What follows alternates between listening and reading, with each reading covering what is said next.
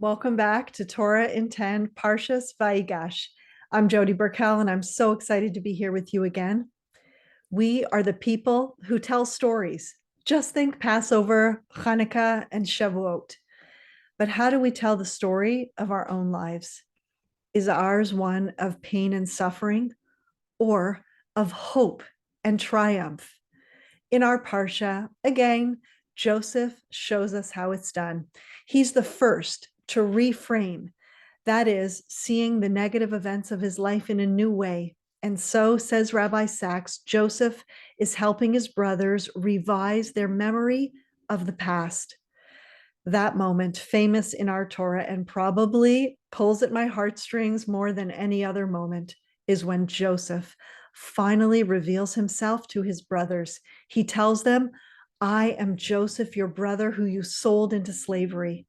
But don't worry, he says, I know that everything that has happened was divinely orchestrated so that I could be the one to save you and the entire world from starvation.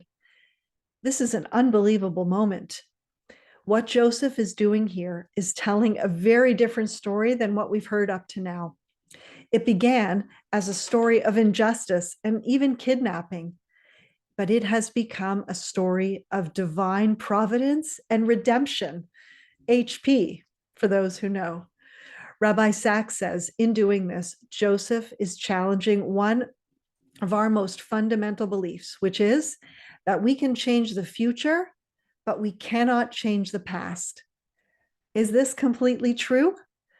What Joseph is doing here for his brothers is what he has already done for himself. Events have changed his and their understanding of the past. We can't fully understand what's happening to us now. Often, we have to wait until we can look back in retrospect to see how it all turns out. Things can happen to us, not as dramatically as Joseph, perhaps, but nonetheless can completely change the way we look back and remember. We cannot change the events of the past, but we can reinterpret it by integrating it into a new and larger narrative. That is what Joseph is doing in our Parsha. Said another way, and I heard this from Gedalia Fenster, he says, Joseph was telling his brothers, I cannot change the facts, but I can decide how I'm going to tell the story. Joseph the Tzaddik told his brothers, I was not sold, I was sent. Mind blow. One of the most powerful reinterpreting moments of my own life came as I stood on the tracks of Auschwitz-Birkenau, where my Bubby and Zadie spent more than 2 years of their lives. To those of you who know me, to say I'm a sensitive person is an understatement. My family was so worried about me going to Poland for fear that I just wouldn't be able to handle it emotionally. And yet, as I walked through the concentration camps, I saw everything and I didn't cry. Okay, I had a few moments, but I wasn't my typical blubbering self, and I couldn't understand it.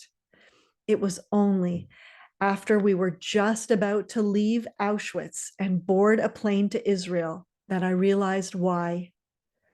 I stood on the train tracks leading into Birkenau, and I looked back at the barracks, at the crematoriums, at the total devastation, and I thought, this is not the end of the story. I am the continuation of this story. Each one of us is a continuation of the story. Together with my husband and family, we took actions to strengthen our Judaism. We said to ourselves, the Nazis killed our family for being Jewish. Well, guess what? We're going to become even more Jewish. The enemies of the Jewish people did not accomplish what they set out to do. They wanted to wipe the Jewish people and Judaism off the planet.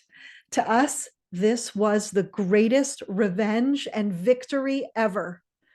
And that's exactly how I was able not to cry my way through the death camps.